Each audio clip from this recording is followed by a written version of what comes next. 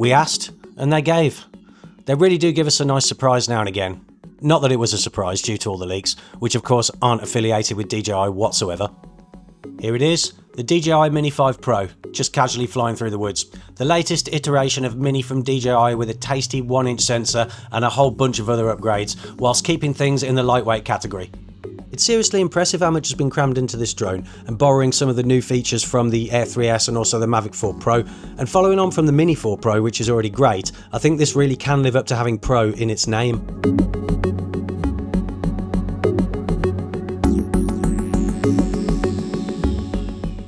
So we now have a 1-inch sensor on a Mini, which is what I was referring to when I said that we asked and they gave. A larger sensor means better dynamic range, better in low light, and the ability for some background blur or bokeh for close range shots.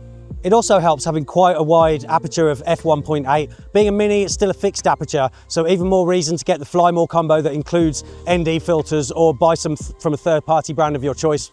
Whilst we're on the subject of ND filters, I do find it a little confusing that they went for an ND8, a 32 and a 128, because I would have thought it would make more sense to go for a 16, a 32, a 64, maybe a 128 as a fourth one as well, but that would have made more sense to me. I'd have found a 64 quite useful. I would be very surprised if the 8 is used very often. I mean, super cloudy days, maybe when it's getting on towards low light, possibly, but maybe not that much.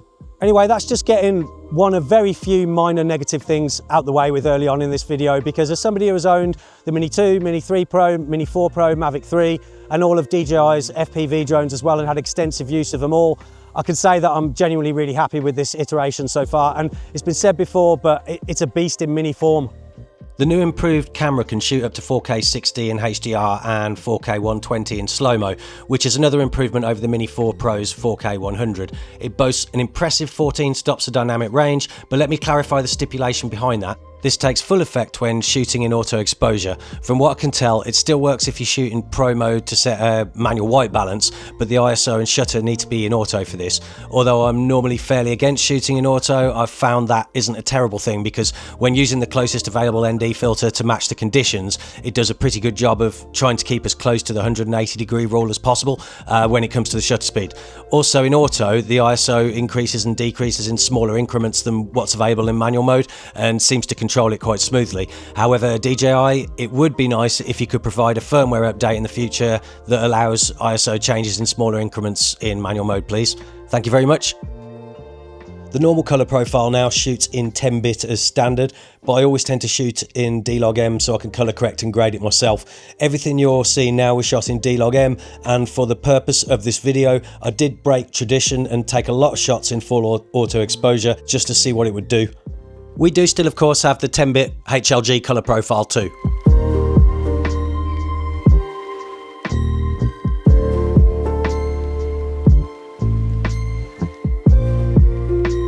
You can see in the corner of some of the shots that I've used the 2x supposedly lossless mode, and I'm very impressed with it. It does do a really good job of not messing up the quality too much, not breaking down. There's quite a lot of detail in there, and it's really cool because you can sort of achieve that parallax effect with the background in the foreground. And obviously up until now, the other option for doing that would be to have an Air 3S or Mavic 4 Pro, where you actually have the separate 70mm lens. So that's a really cool addition. Much like the Mini 4 Pro, the Mini 5 Pro has a quad Bayer sensor, which basically means it can split larger pixels into 4 smaller ones, giving you a total of 50 megapixels when it comes to photography. So that could be handy in certain scenarios where you have to crop in. One of the new features they've added is what I like to call rotisserie gimbal, which for anyone that knows me personally and my taste of food is a bit of a strange choice, but here it is. This is similar to the Mavic 4 Pro's Infinity gimbal, except the rotation isn't quite as far at 225 degrees, but it does make for some interesting shots, and unlike the Mavic 4 Pro, you do get full up and down gimbal movement when shooting with the lens in portrait mode.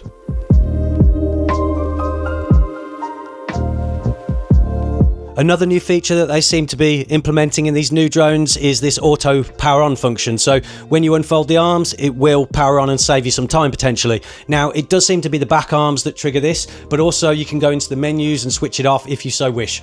This is the brand new charging hub that comes with the Mini 5 Pro, extremely similar to the Mini 4 Pro one and the Mini 3 Pro. However, this one actually charges 2 batteries at the same time, which is very handy, and it actually seems a little bit quicker to me as well. Standard battery is rated at 36 minutes of flight, and the Plus battery is rated at 52. Now, we all know in the real world conditions that's not going to happen, so make of that what you will. You probably want to shave about 8 minutes or so off that, but it seems like plenty of time to me. And to be honest with you, I'd got kind of used to the flight time on the Mini 4 with some quite old batteries. I think 1 or 2 of them were maybe from the Mini 3 Pro as well, so the flight time on this is seeming ridiculously long at the moment. In addition to the 360-degree obstacle avoidance that we had on the Mini 4 Pro, we've now got front-facing LiDAR as well, which is very, very handy for complex environments for return to home, for active track, which we'll get onto in a minute, and generally for keeping your drone a bit more protected in the sky. Obviously, first and foremost, you should have the skill to not crash in an ideal world, but we all have accidents, so it's good to kind of have that as reassurance in the background. Let's have a walk through the woods and see what the active track can do. Nothing too strenuous today, but we'll put it through a little bit. We'll walk around where there's dead branches sticking out and stuff and see if it can cope. So I cut out the first bit that was a little bit more open than this, and we're just going to walk through this quite dense area full of greenery. I'm somewhat apprehensive at first, I think, waiting for the drone to earn my trust, because you can see I keep turning around looking just to make sure, even though, to be fair, if it would have hit anything, I would have blatantly heard it before I saw it.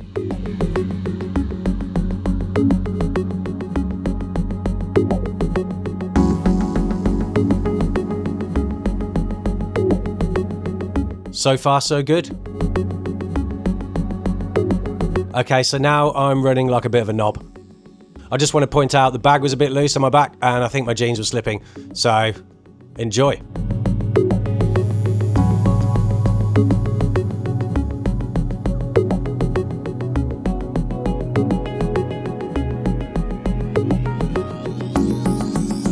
Let's have a look at this tree and see if it'll follow me all the way around it. No surprise, of course it does.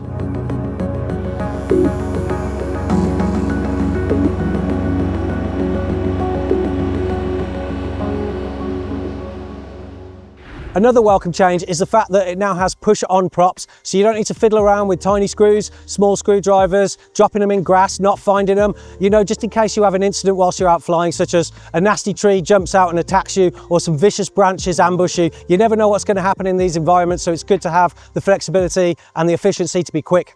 I've not even mentioned that this drone has 42 gigabytes of internal storage, which is quite a big improvement on the Mini 4 Pro's 2 gigabytes, and definitely enough if you need to grab some stuff in an emergency if you were to forget your SD card. This drone now has 04 Plus transmission, which is yet a further improvement on 04. So in simple terms, it's going to go way further than you're actually allowed to or able to go, which means you're going to be able to get better signal penetration behind objects and stuff that might be around you. I know I've not mentioned quick shots or master shots in this video, and that's pretty much because I don't really use them, but there's quite a lot of them, so I think I'll probably make a separate video on them at some point, because I know that many people do like them and find them useful. So we've come to the end of this video, and all in all, I can say so far I'm extremely happy with the Mini 5 Pro. I think it's quite a large jump from the 4 to the 5, and I've used it for a work shoot already, and I will continue to do so. We've got some brilliant new features, an excellent improved camera with a 1-inch sensor, and I'm going to be doing some more content on it soon. So please, if you could subscribe to the channel if you haven't already, smash the like button, that would be really appreciated. I just want to say a huge thanks to watching this video, especially if you've watched it all the way to the end, no matter whether you're already subscribed or whether you're new to the channel. Thank you, hello, welcome, all that good stuff, and I'll catch you very soon.